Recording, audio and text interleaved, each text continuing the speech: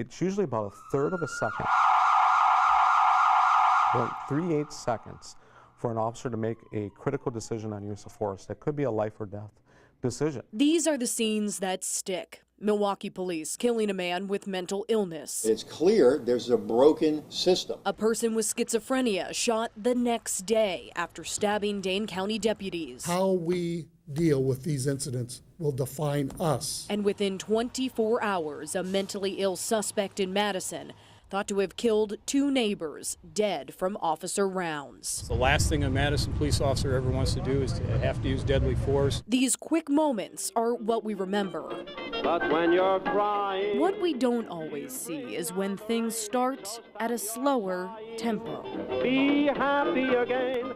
They want to get this taken care of pretty quick, but sometimes the best is to take it really, really slow. I grew up on a farm. You grew up on a farm. At the Columbia County Healthcare Center, I bet you were busy on the farm all the time, too. head nurse Janelle Zacco used to dread dialing 911 on her dementia patients. Oh, absolutely. I hated to do it because they came about it from a criminal perspective. Zacco has watched police try to cuff her already confused patients. All right. And then watched those officers get thrown to the ground. Sometimes, unfortunately, they do have to use some degree of force or strength in order to protect that person and other people.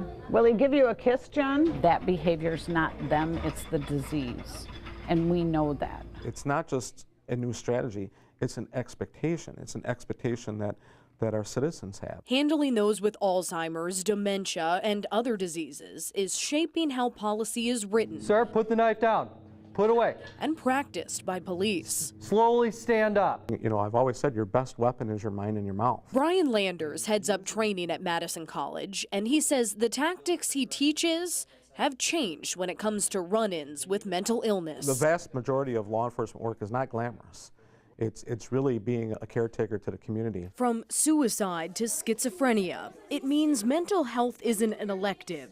It's now part of the basic curriculum. I don't want to live. I don't want to live. Lesson 1, even with a gun at your hip, have empathy. We're going to get you some help, okay? Because that's not a good option. What police officers have to do a better job at, and I think that is a focus of our training, is strip off the uniform, the badge, the gun, the taser, and approach people, look them in the eye, and say, my name is Brian, I want to help you.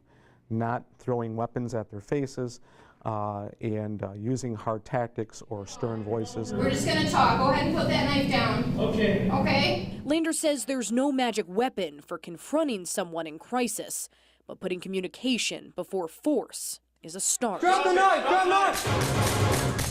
They belong to somebody, and if they don't, they now belong to you. So let's go down and up. And when he goes home to homework, Professor becomes Poppy. Perfect. Landers and his wife adopted 6-year-old Emma in February. She is a bright, bubbly little girl. I stayed in the lines, Poppy. I've never envisioned, well, what if my child needed help? Take your time, nice and slow. Before she knew her ABCs, Emma was neglected and now lives with cognitive and physical delays. What number is that again? 22. 20, what's that? 21. Very good. Follow the golden rule. Treat, this person as you would want to be treated. A lesson we heard from moms so much, now one dad can bring to the classroom. That badge is not a sign of protection, but it's a sign of honor and respect. And you might be the only person that gives that to this person. I am going to give you a star on that one. Realize that every single call you go to is somebody's Emma. Keep that in the back of your mind. So be a human being.